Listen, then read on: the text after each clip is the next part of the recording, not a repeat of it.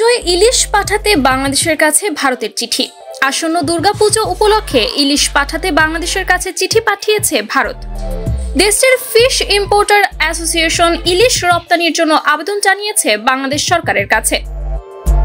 ভারতীয় সংবাদ মাধ্যম বলছে, প্রতি বছর সেপ্টেম্বরের প্রথম সপ্তাহ থেকেই বাংলাদেশ থেকে ইলিশ যায় ভারতে। তবে এবার ইলিশ যাবে কিনা তা নিয়ে প্রশ্ন উঠেছে, কারণ বাংলাদেশের রাজনৈতিক পরিস্থিতির পরিবর্তন ঘটেছে। প্রতিবার শেখ হাসিনা সরকার ভারতে ইলিশ পাঠানোর ব্যবস্থা করত। বাংলাদেশের সাবেক প্রধানমন্ত্রী শেখ হাসিনার পদত্যাগের পর ভারতে ইলিশ পাঠানোর বিষয়টি অনিশ্চিত হয়ে পড়েছে। ইতোমধ্যেই বাংলাদেশের পক্ষ থেকে এবার ইলিশ দেওয়া হবে না বলে ইঙ্গিত দেওয়া হয়েছে। তবে ইতোমধ্যেই দুর্গাপুজো উপলক্ষে ভারতে ইলিশ পাঠানোর জন্য বাংলাদেশ সরকারের উপদেষ্টা তৌহিদ হোসেনের কাছে আবেদন করেছে ফিশ ইম্পোর্টার অ্যাসোসিয়েশন। গত ৩রা সেপ্টেম্বর মৎস্য এবং প্রাণী সম্পদ মন্ত্রণালয়ের উপদেষ্টা ফরিদা আক্তার জানান, ভারতে কোনো ইলিশ যাবে না। তিনি বলেন, দেশের মানুষের চাহিদা মিটিয়ে তারপর ইলিশ মাছ বিদেশে রপ্তানি করা হবে।